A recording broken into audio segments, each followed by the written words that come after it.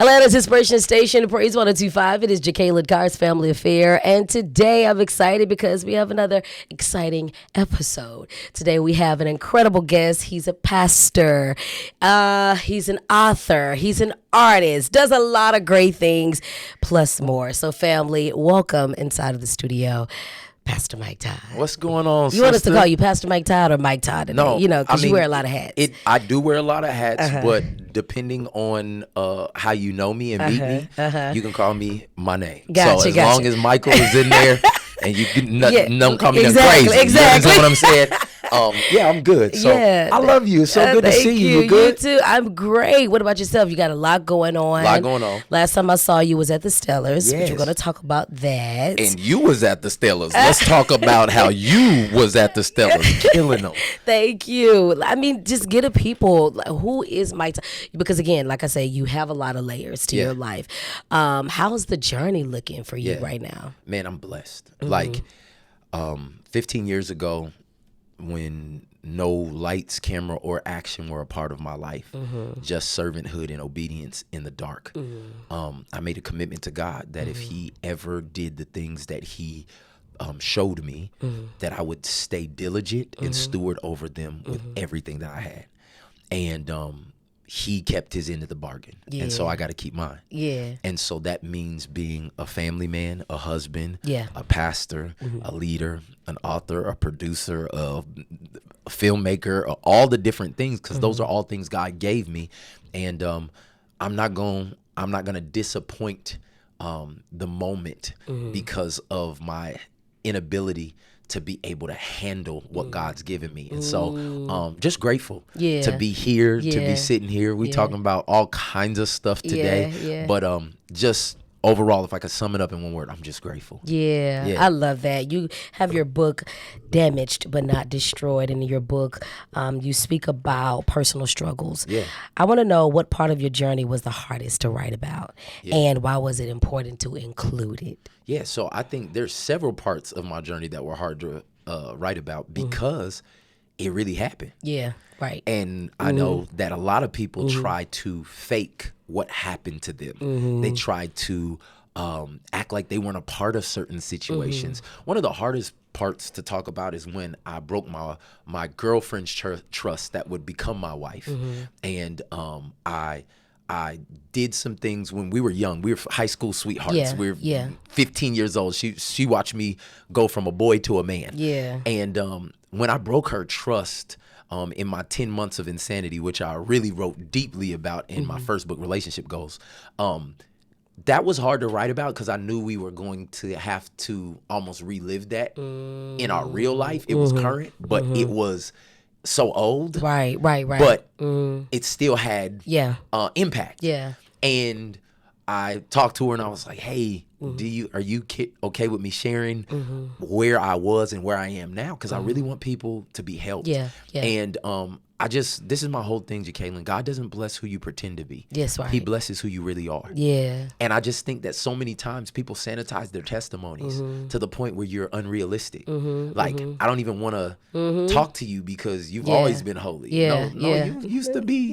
some other things. You understand what I'm saying? Right. And I think so many times, the further we get away from our conversion or the joy of our salvation, sometimes we try to sanitize it and it really makes our testimony less powerful. And for me, I just said, like, I'm going to always give God glory by telling the real story. And so, Damaged But Not Destroyed is really a book that is telling people that it may have happened to you, but that doesn't have to be where you stay. Yeah. That you can turn the trauma into triumph. And that is my story. That is my testimony. And honestly, it's everybody's. Yeah. But most people won't say it. Most people won't say it. Yeah. You just almost, started preaching. I just wanted to I'm sorry. I saw that switch. And I know you can't help it. I took it out. I took it back down. I was about to go. Okay. This is a safe space. Preach. Now, the Cup of Love devotional has really resonated with people. How do you hope this resource will impact someone who's feeling disconnected from God? Yeah. So the cool thing about the Cup of Love resource resource is that the Cup of Love resource was something that I wrote with my daughter. I have 3 girls, and my oldest daughter, Isabella, she used to come to me all the time and ask me why me and her mom had to go on date night every week. And what I ended up telling her is, I said, hey, like, the only way that I can give you love is that I give your mom love. That's right. That God gave, and God gives me love. Yeah. And I explained to her with these pictures and these cups, and for just like 2 seconds, something clicked in her mind, and she was like, oh, like, God gives you love, you get mom love, you and mom give me love. Yeah. And it was just this beautiful picture of like the importance of being loved from the right place. And so we decided to make it into a children's book for families. We decided to make it into course curriculum that people can walk through, because just especially even in a lot of broken families. Yeah. If it's broken, when do you ever get to see the right picture? That's right. That's And right. so we just did it, and we have heard testimony after testimony. My daughter thinks she's the best in the world because she's an author at age 10. And she Like, is. and she knew who she was Yes, from the beginning. Yeah, and it's so cool. But again, we want to help people at every area and stage of life. My whole life is about bringing God glory and bringing people value. That's it. Yeah. I want to add value to you, and I want to bring glory to God. Yeah. And so, we've been doing that in a lot of different ways, and we just getting started. Yeah, I love that. I want to talk music. Let's go. A lot of people don't know that you have a musical background. Yeah. And I know you shared a little bit about that, but for those who don't know, talk to them about that. Okay, How you so, get into it, all the things. I never thought I was going to be a pastor. Yeah. This is the wildest stuff. Everybody is just as shocked as I am. Like, I started out in music production. I've been playing instruments since I was 2 years old. I played professionally in high school. I would only go to high school three to 4 days a week, and then I would be on tour. Like that's what I did. And then God asked me to lay it down. This was not a financial decision. It was a faith decision. And he asked me to put producing. I had a whole Pro Tools HD studio system. I had spent hundreds of thousands of dollars on equipment, all this other stuff. And God said, hey, no more music. And I was like, what? And it was like an identity crisis. I was trying to figure out who I was. But God was trying to give me a brand new tool to be able to reach people. And I couldn't have done it because I was so in love with music. And so for 10 years, laid it down. Studio, dust on it, giving equipment away, just like I thought I was done with music. And then it was right before the pandemic. The Holy Spirit in time of prayer was like, all right, time to do music again. I was like, what? Hold on, wait. Like, I don't do music no more. I preach. And he was like, no. I had to give you language now that you can now put theologically sound into music. And because you love sonics, I love everything from, I mean, if we started naming off artists, it was, I mean, we can go Brandy to the Eagles to Mahalia Jackson all the way to Wayman Tisdale. We can go everywhere. And I could bring that to music. And now I had the resources and the people and all the stuff. And we just started doing music. And my heart was to develop music from the church that was creative enough and not dependent on making money. Like, a lot of people right now, especially in our industry, they make music to sell music. And I get it. But they don't make music that they love. The substance sometimes can get lost because that works. And you know better than anybody the temptation it is to like, let's make another one of those. Or let's do that. But what it does is it kills the creativity. God didn't make one of us the same. That's right. He wasn't like, oh, I did good with Sally, so let me make her just like that. No.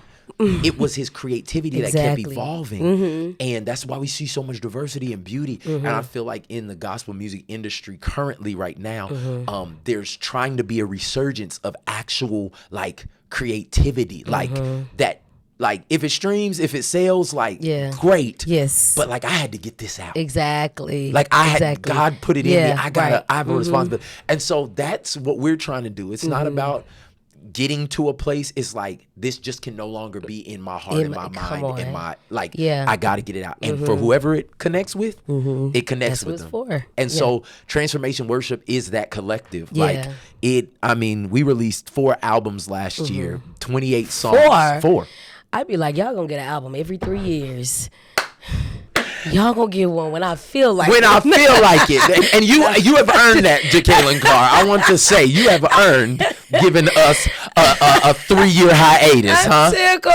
Okay, 4 albums. But okay. the truth of the matter is, it was because there was too much genre to put on one thing. So Okay. we have a whole hip hop and R&B type of situation, a whole Afrobeat situation, regular praise and worship, and that was just the music that I released to just at least get it out. Get it out. Gotcha. We sitting on 30 something more songs. Yeah. I got songs for you. One of my favorite songs. I got songs for you. One of my favorite songs from you guys is Dominion. Oh, you like that? I be like, I got Dominion. Yeah. I love that. One of my favorite songs from you is Sustain, Okay. because you are on that song literally killing thank you. And bringing us back to life. Thank you. And again, that's my heart. It's like people that have inspired me and have sung me through seasons. I mean, when you declared like everything is around me wins, those are things, and like to be able to collaborate and connect and see God lifted up. Yeah. Like that's my heart. And so I'm just excited about Transformation Worship and what's going on with that. I love that. I want to talk about the Stellars. Okay. Yeah. You were there, you performed. What was that like for you? It was our first time. Okay, gotcha. That was our first time performing at the Stellars, and it was actually really, really cool. Like to be able to lift up the name of Jesus with the song we wrote at our house. Like again, this wasn't the goal. Yeah. It was the byproduct. It's the fruit. And so we got nominated for a song called Overflow, which was one of our first songs we put out. Really? And then we won the Stellar Award, the Fan Award. Okay, so that means people love you. That's again in a system that I don't really know how all the politics work and all of this stuff, and we really do be like at the house. Yeah. So we don't, you know what I'm saying? Yeah. And so for people to vote and say like that song blessed me, it was a blessing. Yeah. And then to be able to do it with you sitting there and Donnie McClurkin and CeCe Winans and BB Winans and all of the people that make up gospel music. Yeah. What a blessing. Yeah. Like, and so, just super grateful. Yeah. And honestly, my daughters I got to bring 2 of my daughters with me, and they loved the idea of these songs that they've been hearing for years. Yeah. Other people singing. Yeah. And as a dad, that was a big deal. Yeah. I didn't see your performance that night because you know how that is. You was in the back making it happen and doing the stuff. Exactly. But when I got back from Ghana and I seen it, the playback of it, when I tell you it was so good, it looked like you had fun. Yeah. Like you really enjoy it. This for real. Yeah. I love that. I love that. So is there more? What do you mean? I mean, I know you got, y'all sitting on about 50 more albums that y'all probably gonna release next year. No, we gonna slow release them now because the saints don't know how to consume right. So we go. You know our attention span. Yeah, we go. We gotta let it sit with us. I'm gonna single them. I'm gonna put a single and sizzle you. Not single and sizzle. Yeah, there is more. Actually, right now, we're actually about to go on tour on the We Outside tour. About that, yes.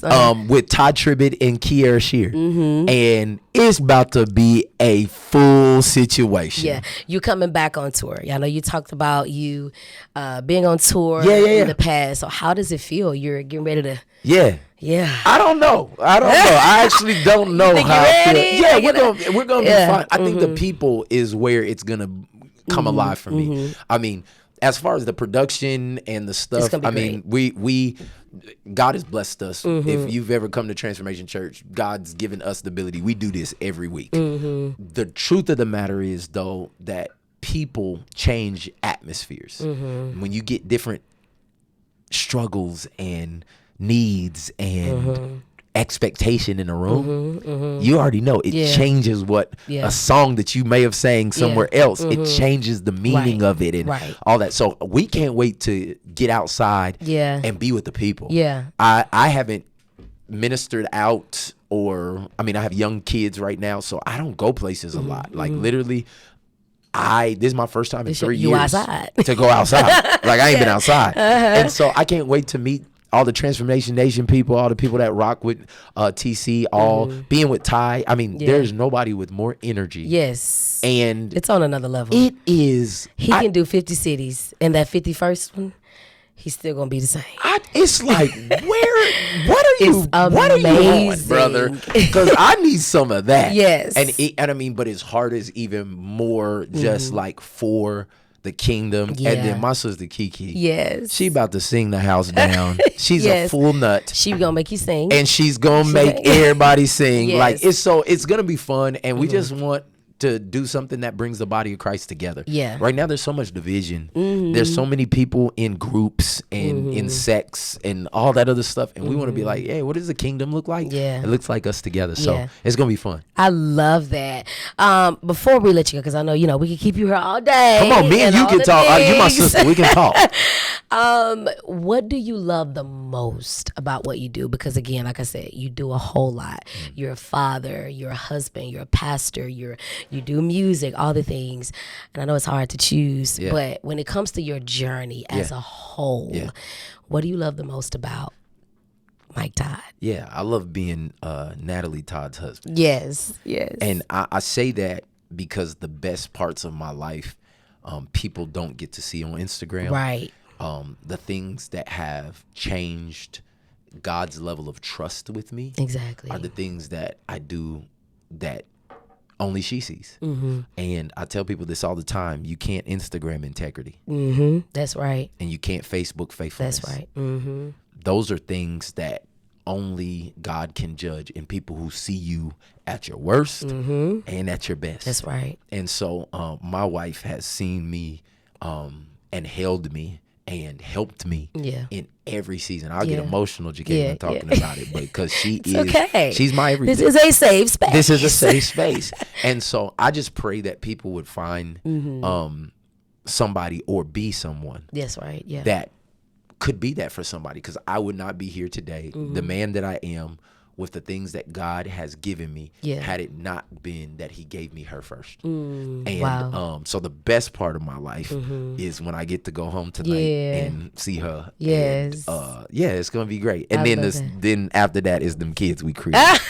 Then after that is all the church stuff. Yes, you know what I'm saying? I love that. But that's the right priority. I love you. I was about to say, I love that the priorities are in order, because some people, they get lost in it. Yeah. They'll get on the road. They'll do what they do. They get lost in purpose. I get it. It's hard. It can happen. It can happen. It's happened to me before.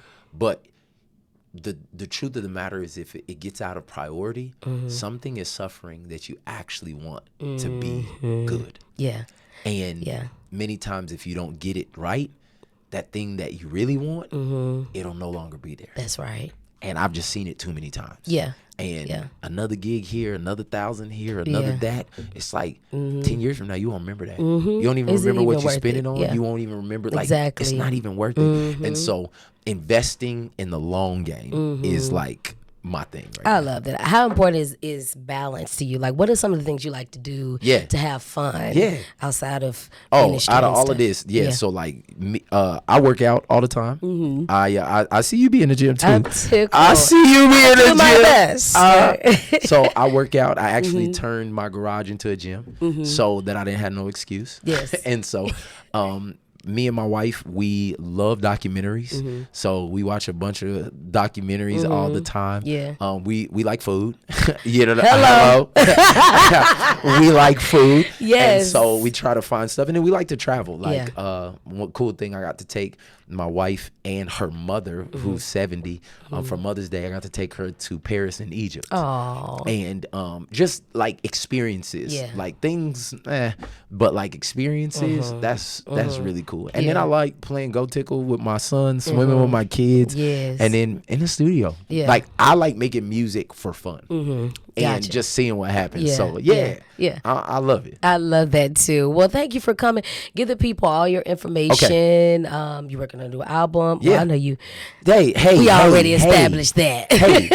Now, speaking of new albums, you are about to put out the album of the year. Now, I haven't. Jekalyn has not sent me any snippets, but she has every female gospel great in the ocean doing promo videos. I am tickled. Tell me about, because you ain't text me. I'm turning the interview.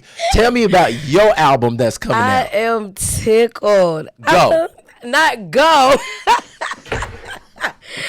It's Jekalyn. I mean, it was time. My dad was the brains behind all of it. Shout out to Dad. Yeah, doing a Legends album, and of course, anybody who asks me, they know that I love the Legends. So it was a no-brainer for me. It was just, but even with visions, I'm the type of person I like to be intentional and strategic as to who's supposed to be on it. You know how some people just be throwing people on? Yeah. Nah. You know what I mean? Like, what is the vision? What is the goal behind this?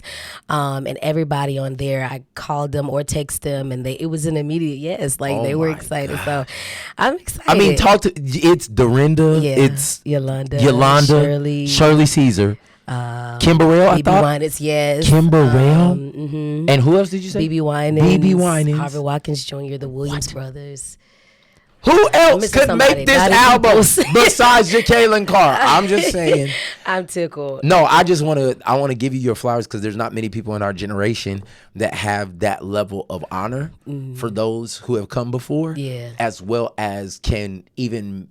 It's a blessing as well, because it brings them into the future. And so I see that. And I just, I just wanted to, They was like, you got me singing these young people songs. Yes. But I mean, think about, like, Psalms 145 says that one generation will declare God's mighty act to the next generation. Yes. That can only happen while both generations are alive. Exactly. And you're about to release something that will live on. Yeah. And I'm just excited about it, because that's just a dope idea, a dope concept, and nobody's done it like this. So thank you. Yes. Now back to you. Okay. Yes.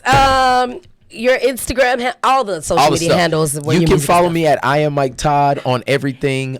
You can come to church and go to church right now on YouTube at Transformation Church. Like, literally type it in. We have thousands of messages, millions of views, and it will encourage you and add value. We outside all this fall, starting in October, the end of October, and I think we're here October 30th in Atlanta.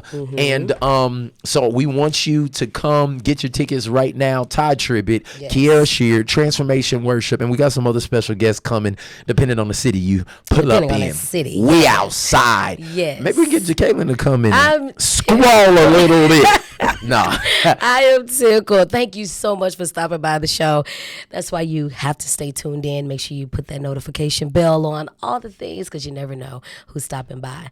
Until next time, it's your winning season.